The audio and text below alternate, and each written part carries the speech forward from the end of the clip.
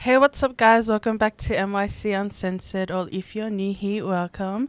This is Satini, and today I'm joined by.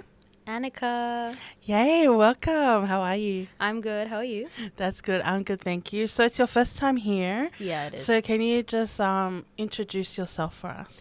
Well, hi guys. My name's Anika. I am a year 10 student, and I have a really, really cute dog named Asterix. He's pretty much my sibling because I don't have any others. And I would love to talk about so many things. I think I'm a yapper, so I like just to talk about everything, and I think I'll bring up some cool points this podcast. Yeah, no, and we're all yappers. Yeah. So that's why you're part of here and you're perfect for this podcast. So, but yeah, so today we're going to be doing, as you can see by the title, Healthy Habits for Healthy Relationships. So it's a continue part of our first series, which is probably out now. If you haven't listened to it yet, be sure to go listen to it.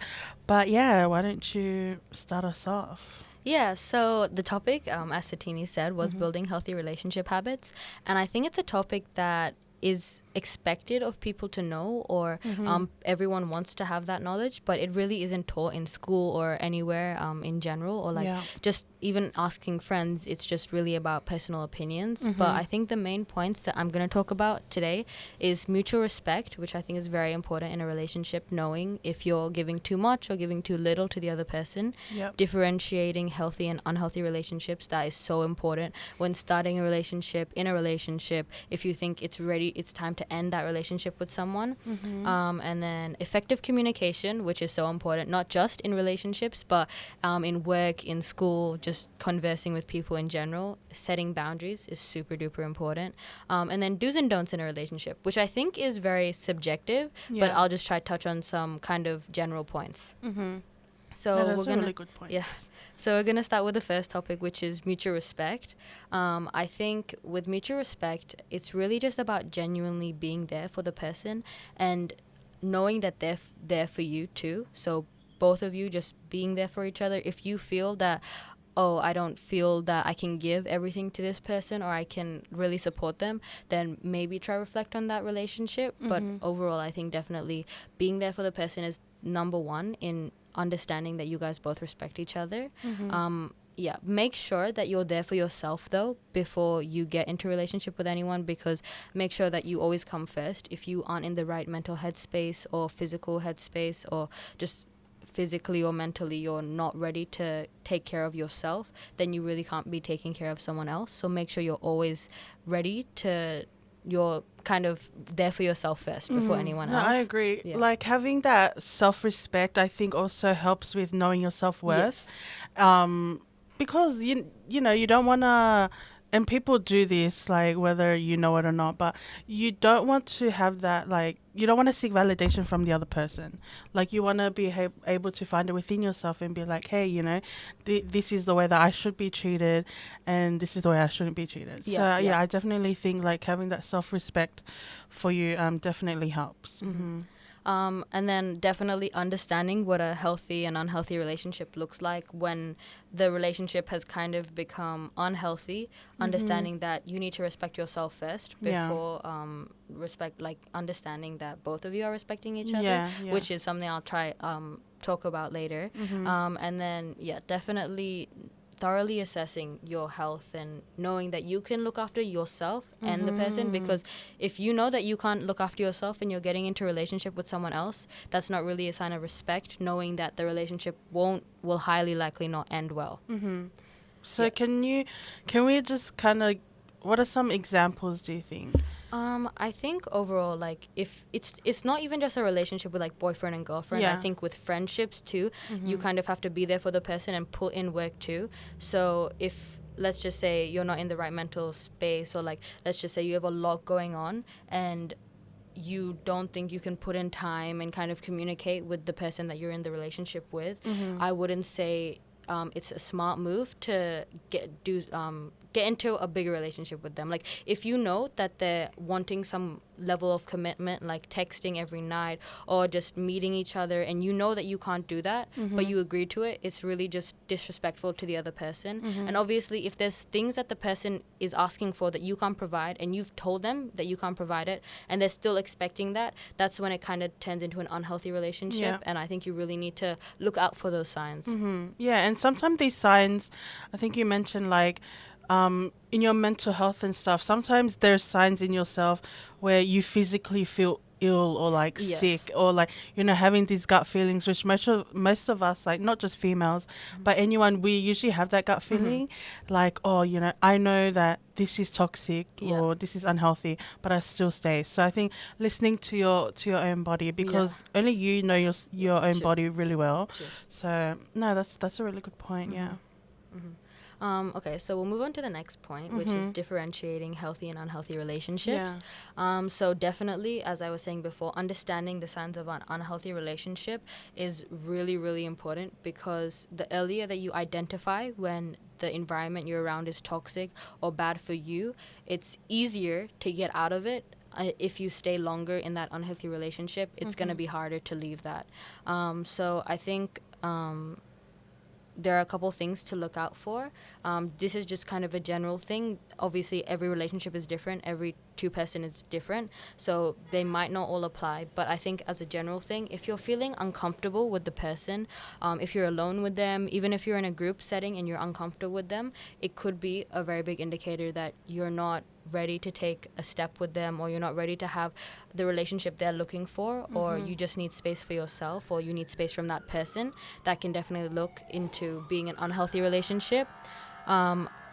I think if you feel like you're constantly being judged, or you don't feel safe in that environment, that's a very big indicator that that person or that relationship is unhealthy.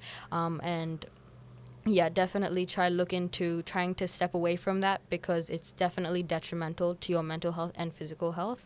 And yeah, I think overall, like, if you just don't feel like you can be the person that you truly are around the other person in the relationship, it's a very, very big indicator that it's not a healthy one. And I think a big thing is, if you can identify the signs of an unhealthy relationship, what do you do about it? And I think that's not addressed as much. So personally, I would say that talking to someone that you trust, it can be a friend. Personally, me, it would be my parents or my best friend. But a lot of people don't feel comfortable with their parents, or feel comfortable with, like, friends. So just talk to someone that you trust. And if it's something that you don't really want to share, try communicate with the person. It really depends on how big the level of unhealthiness there is. Sometimes it's really just about communicating with the person, because if you're not on the same wavelength or track, and you guys are thinking two different things, it's really just a lot of the times misunderstanding. And I think communication is such a big thing in relationships, and it's usually one of the biggest factors of why relationships end in the first place. Definitely. Yeah. Moving on cohesively into the next one is effective communication.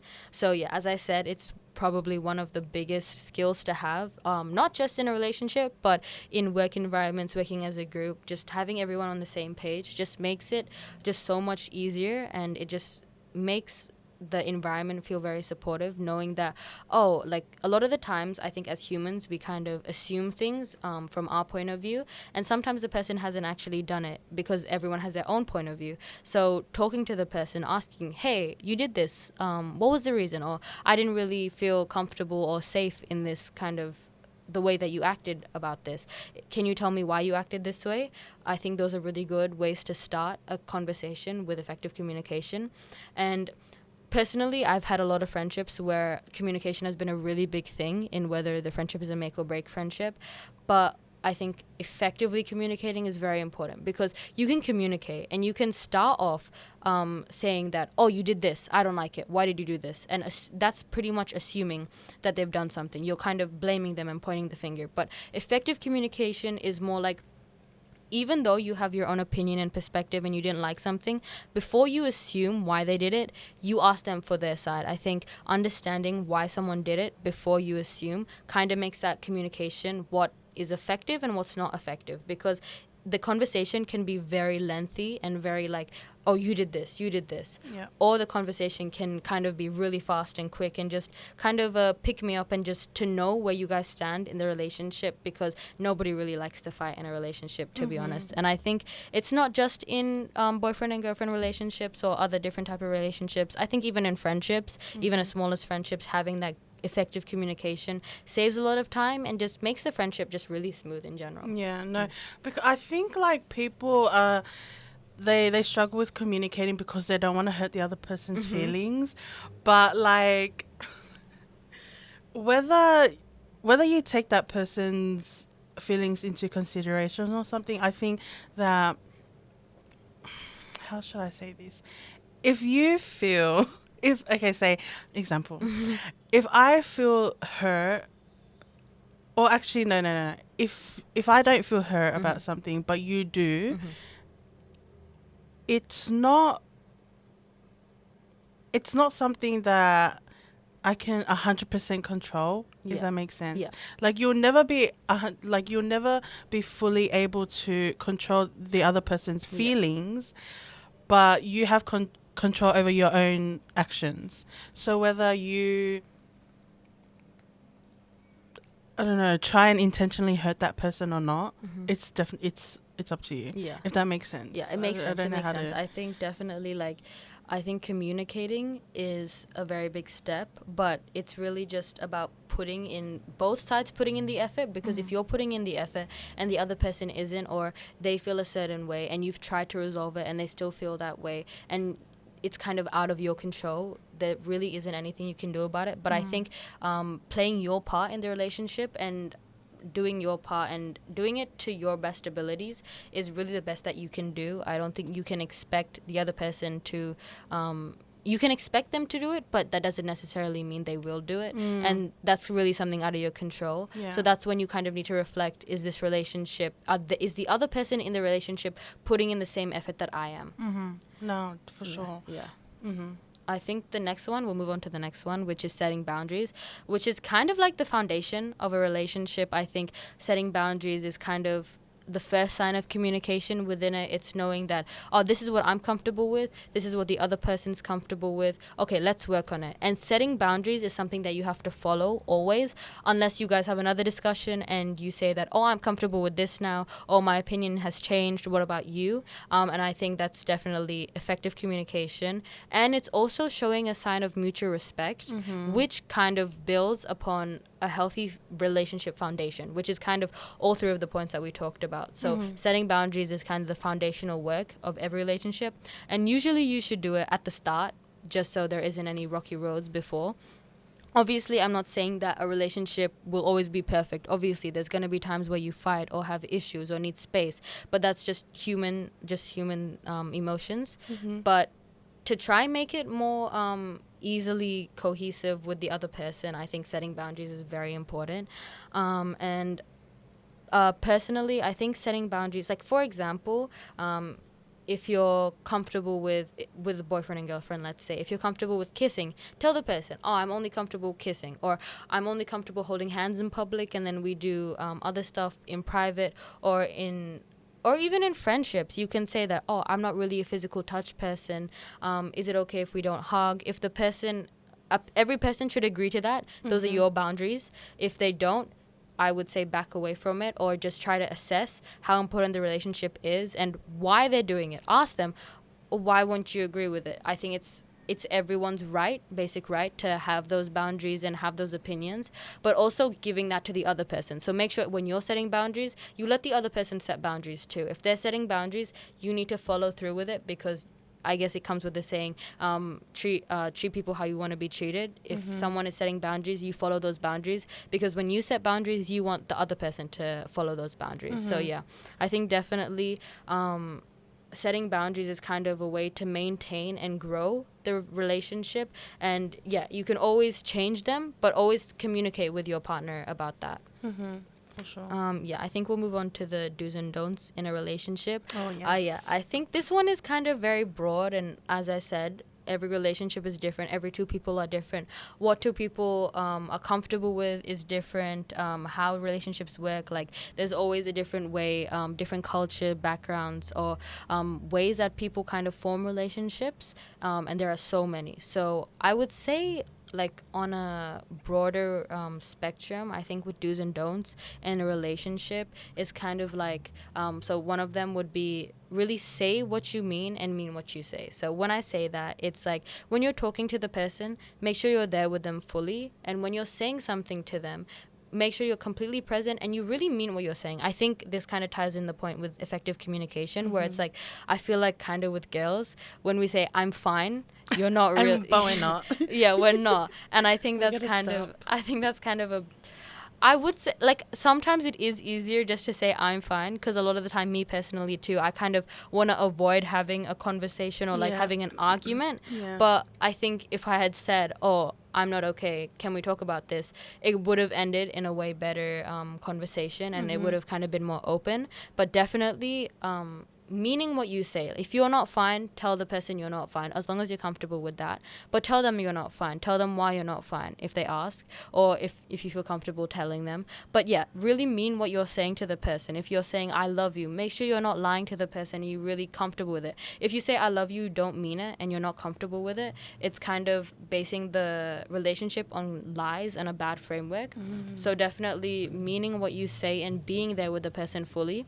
If you can't commit to a relationship, don't get into one. It's okay. No, if you feel pressured, talk to someone about it. But I think overall, just really being there for the person and kind of being present within the relationship is very important in dues. I think being considerate of the person, trying to think about their life, because everybody is busy in their own lives. Everyone has things to do.